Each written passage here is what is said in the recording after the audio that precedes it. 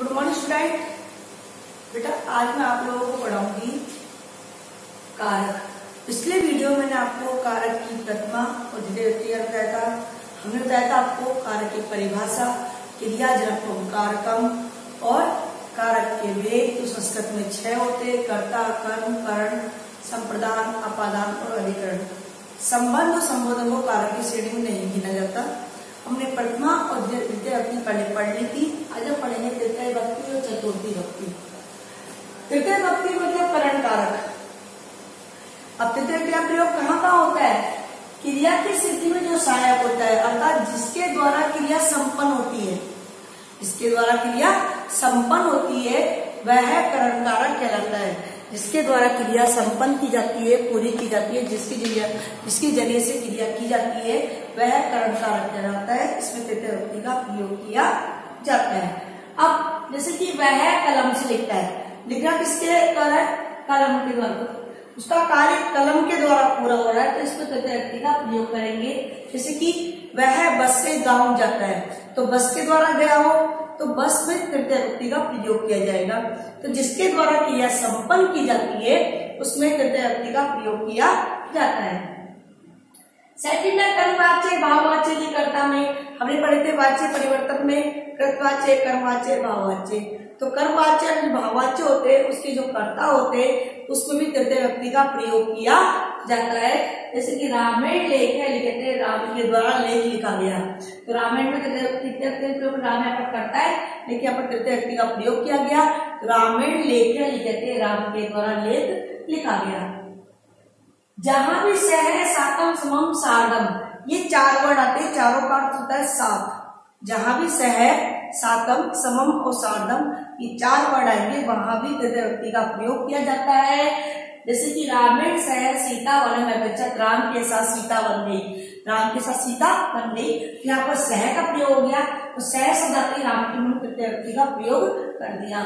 जहां भी सह है, सातम, समम, सार्धम, ये चारों में से कोई वर्ड आएंगे, इन सब का अर्थ होता है सात, वहां तृतीय व्यक्ति का प्रयोग किया जाता है। अंक विकार में भी तृतीय व्यक्ति का प्रयोग करते हैं। किसी अंग में कोई खराबी हो, कोई परिवर्तन हो तो तृतीय का प्रयोग करते हैं। जैसे कि वह आंख से कान है, स नेत्रेण कान है, वह कान से बह रहा है, तो स कर्णाभ्याम बधिर है। तो जिस पे अंग में कोई खराबी होती है उस अंग में तृतीय व्यक्ति का प्रयोग किया जाता है। स नेत्रेण काने, वह आंख से कान है। जिस चिन्ह के द्वारा किसी की पहचान होती है, जैसे आप स्कूल आते हो, स्कूल की ड्रेस में आते हो, तो आपकी ड्रेस से, आपकी यूनिफॉर्म से पहचान लेते हैं कि आप रावत स्कूल के बच्चे। ठीक है, या हमारे घर के बाहर कोई भिखारी आता है तो उसकी वेशभूषा देखते हैं हम लोग। हमारे घर बहुत सारे लोग आते हैं, हमारे मेहमान भी आते हैं, है ना, हमारे गेस्ट आते हैं। उसके अलावा हम कोई सेल्स से कोई चीज मंगवाते हैं, सेल्समैन भी आता है हमारे यहाँ, भिखारी भी आते हैं। तो हम कैसे पहचानते हैं? उसकी वेशभूषा देखकर, उसके पहनावे को देखकर पहचानते ही व्यक्ति कौन है। तो जिस चिन्ह से उसकी पहचान होती है ना, उस चिन्ह में, जिस चिन्ह से उसकी पहचान होती है उस चिन्ह में तृतीय व्यक्ति का प्रयोग किया जाता है। जैसे कि स जटा भी तपस्वी प्रतीत है, वह जटाओं से तपस्वी प्रतीत हो रहा है। कोई साधु आया, उसकी जटा है, तो जटाओं से पता चल रहा है कि वह तपस्वी है, साधु है। तो स जटा भी तपस्वी प्रतीत है, वह जटाओं से तपस्वी प्रतीत हो रहा है। उसकी जटाओं से पहचान, उसकी बालों से पहचान हमने कि वह एक तपस्वी, एक साधु है। अगर मना करने की योग में, अगर किसी चीज के लिए मना किया जाए, ना करने के लिए कहा जाए, तो भी तृतीय व्यक्ति का प्रयोग किया जाता है। जैसे कि अलम विवादेन, विवाद मत करो, अलम भयेन, डरो मत, अलम कोलाहलेन, कोलाहल मत करो, झगड़ा मत करो। तो इन सब में तृतीय व्यक्ति का प्रयोग किया जाता है। समझा लिया बेटा? तो तृतीय का प्रयोग कहाँ का होता है? सबसे पहले तो जिस क्रिया की सिद्धि में जो सहायक होता है, क्रिया किसी कार्य को करने में जो सहायक होता है उसमें तृतीय का प्रयोग करते हैं। जैसे कि वह बस के द्वारा जाता है, वह कलम से लिखता है, तो जिसके द्वारा वो कार्य संपन्न हो रहा है उसमें तृतीय व्यक्ति का प्रयोग करेंगे। यहाँ पर कल मैंने किया। सेकंड पॉइंट है कर्मवाच्य भाववाच्य के कर्ता में, जो कर्मवाच्य भाववाच्य उसके कर्ता में भी तृतीय का प्रयोग करते हैं। जैसे कि राम के द्वारा लेख लिखा गया। थर्ड पॉइंट सह साकम समम सार्धम, जहां ये चार वर्ड में से कोई सी आ जाए, सह साकम समम सार्धम, इसमें भी तृतीया का प्रयोग करते। इन सबका अर्थ होता है साथ। रामेण सह सीता वनम अगच्छत, राम के साथ सीता वन गई।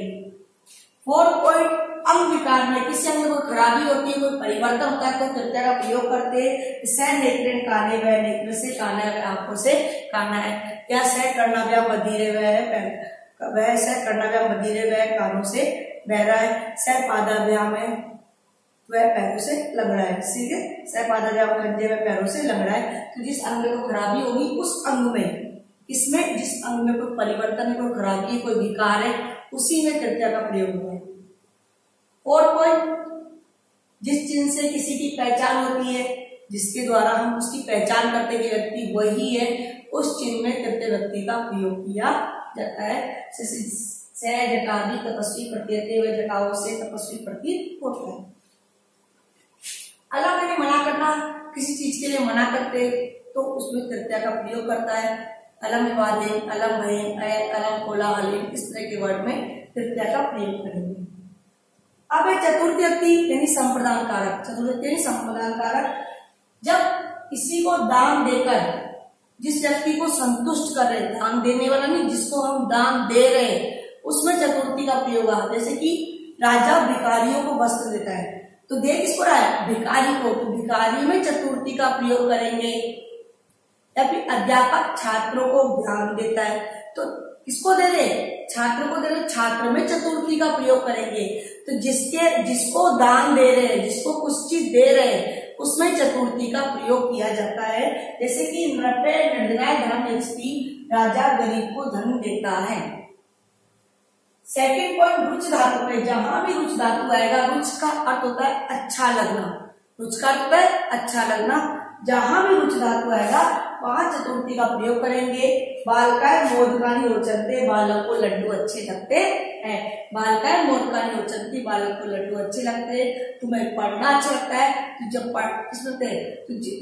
जिसको अच्छा लगता है, जिस व्यक्ति को अच्छा लगता है, उसको चतुर्थी का प्रयोग किया जाता है। क्रुद्ध, ध्रुव, ईर्ष्य, असूय। क्रुद्ध मतलब गुस्सा करना, ध्रुव मतलब विद्रोह करना, ईर्ष्य मतलब चलना, असूय मतलब निंदा करना। जहां भी चार धातु में से कोई सी धातु आ जाती है, वहां भी चतुर्थी का प्रयोग करते।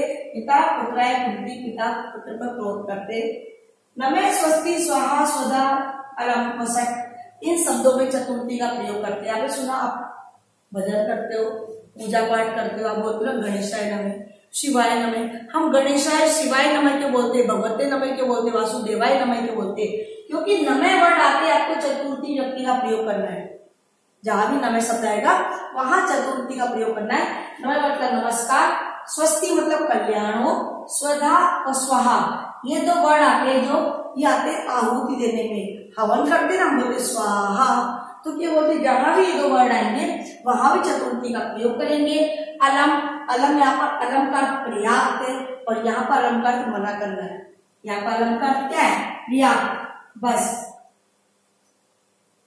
जैसे कि राक्षसों के लिए भगवान विष्णु ही पर्याप्त है, वहां पर अलम का प्रयोग करेंगे, चतुर्थी का प्रयोग करेंगे हम।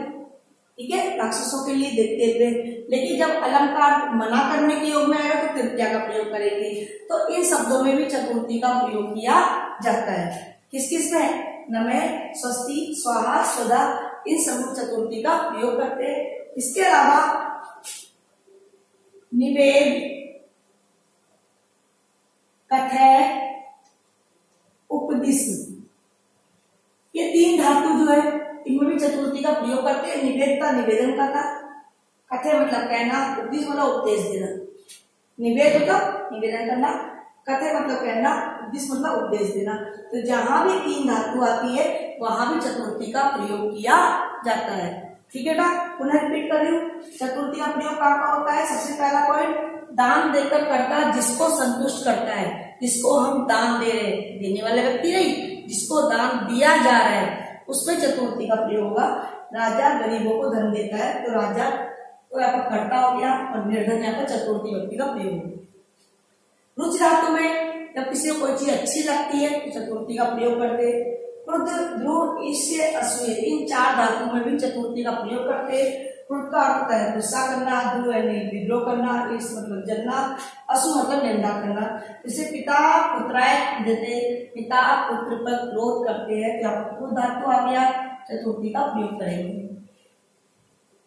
नमे स्वस्ति स्वाहा स्वधा अलम, जहां भी 5 वर्ड में से कोई सा जाए, एक होता है वसट। वसट का अर्थ भी हवन में आहुति देने में काम आता है। तो जहां भी 5 वर्ड आएंगे वहां भी चतुर्थी व्यक्ति का प्रयोग होता है, नमः, स्वस्ति, स्वाहा, स्वधा, वसट। इसके अलावा निवेद, कथय और उपदेश, इन तीनों में, इन 3 धातु जहां आती है, इन तीनों में चतुर्थी व्यक्ति का प्रयोग किया जाता है। तो एक बार आप इसको लिख लीजिए या स्क्रीनशॉट ले लीजिए।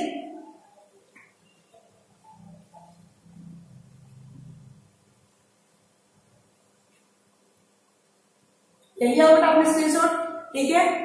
एक बार पुनः रिपीट कर रही हूँ, तीसरी व्यक्ति का प्रयोग किसमें होता है, याद रखना आपको बिल्कुल ऐसे ही कि क्रिया की सिद्धि में जो सहायक होता है तृतीय व्यक्ति का प्रयोग करते। दूसरा पॉइंट, कर्मवाच्य और भाववाच्य की कर्ता में तृतीय का प्रयोग होता है। तीसरा पॉइंट, सह, सातम, समम, सार्धम, जहां 4 में से कोई सा वर्ड आ जाए, 4 का अर्थ 7 होता है, तो भी तृतीय का प्रयोग करते हैं बेटा। अंग विकार में किसी अंग में को खराबी हो तो भी तृतीय का प्रयोग करते हैं। जिस चिन्ह से किसी की पहचान हो तो भी तृतीय का प्रयोग किया जाता है। और अलम शब्द में भी तृतीय का प्रयोग किया जाता है। तो यहाँ पर 6 पॉइंट जो है वो तृतीय व्यक्ति के, आपको ऐसे ही याद रखने। चतुर्थ व्यक्ति यानी किसी को दान देना, संप्रदान देने के लिए आता है। जब दान देकर कर्ता जिसे संतुष्ट करता है, चतुर्थी का प्रयोग करते हैं। नृपय, निर्णय, ग्रहवेक्षति। कुछ धातु में चतुर्थी का प्रयोग करते हैं, बालका, पक्का, निरोचनते। क्रुद्ध धातु में चतुर्थी का प्रयोग करते हैं, क्रुद्ध, ध्रुव, ईस्य, असूय, इनमें चतुर्थी का प्रयोग किया जाता है।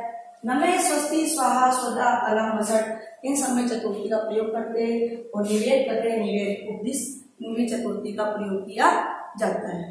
तो आज के लिए हमारा इतना ही काफी है।